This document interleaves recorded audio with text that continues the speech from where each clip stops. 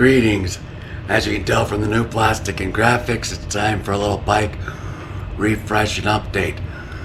What I'm going to be doing today, something I've never done before, it's going to be putting a used seat cover back on the seat frame. So it's already been cut and trimmed because it was on the bike before this black one. So we'll see if we can make everything line up, make it look nice again. Here we go.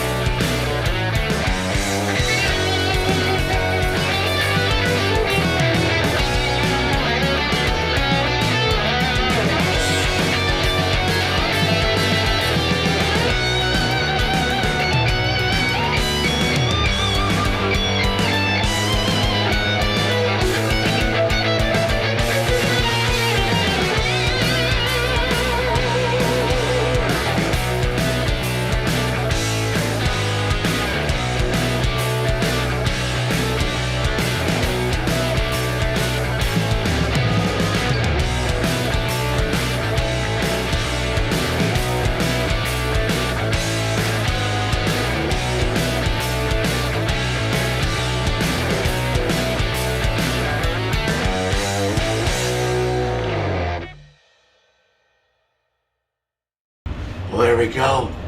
That went quicker and easier than I expected.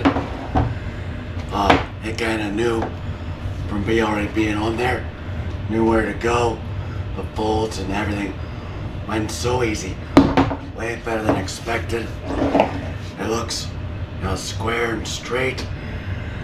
Maybe not perfect, but I'm happy with it.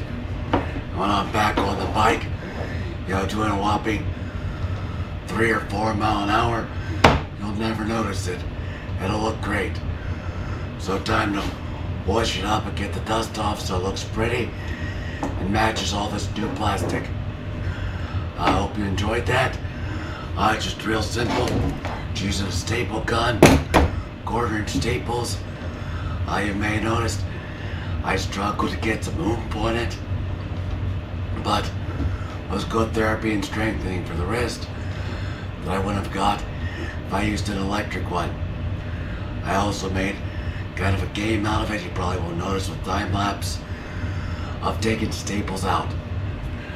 This finger doesn't work very well, so I tried to squeeze each staple and carefully place it off to the side as training to hopefully make this finger work, because that's all she bends. We're hoping to get back to that someday.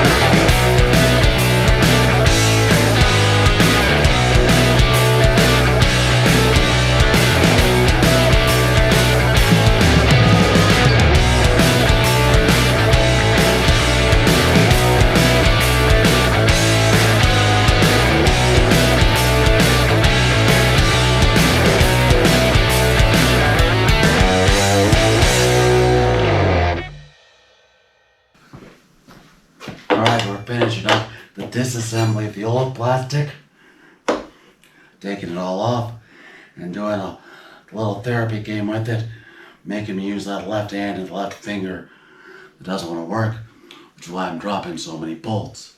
You may have also noticed during the time lapse that I took the time to actually wipe down the bike. I've seen several other bike build videos where these kids put brand new plastic with new graphics on bikes, but they put it on dirty bikes. And it's their bikes, they're free to do whatever they want. But I personally think if you're going to spend all that time and money to make your bike look good, put a little time and elbow grease and to make it look good too. So just wipe off all the dirt as you go. We got the last piece of plastic removed. I'm now going to show you a couple little tricks I do when putting the new plastic back on. One thing you want to do, spend a little extra time going that extra mile, which is clean your bolts too. Wipe them off the edge so that they look pretty, but beyond that, we want the threads to actually grip well. So I wipe off the threads, cleaning it all completely, like so. So what I do is I put a little grease around this and around the part of the bolt that's not going to grip. On the threads themselves, I stick a little Loctite. There's 3 levels of Loctite. The red Loctite, which means it's never ever coming loose. Blue Loctite, which comes loose occasionally. Then the lower grade of Loctite. If you're like me, you improvise. Steal some of your wife or girlfriend's or your boyfriend's nail polish. It works great for low-level Loctite and will keep all your bolts from falling out. So, little grease right around there. Let's wipe off the counterpart, make it nice and clean too. So we got those greased. We're gonna put a little of the ladies' Loctite on there. Now we're all set to install some new plastic. Slide her into place and go get our bolts. Another thing I've learned to not lose bolts is go one at a time. Don't put them all in your hand and carry them at once. You're guaranteed to lose one. So it may take a little extra time doing it one at a time like this, but it'll save you a lot of frustration and headache in the end. And with my inability to actually hold on to parts, it's kind of all the more important for me to do right now. We've got them started. Now, let's get them tightened up. If you want to get real picky, you can use a torque wrench. But I'm not. Just go nice and tight, not too tight, because you don't want to smash the plastic.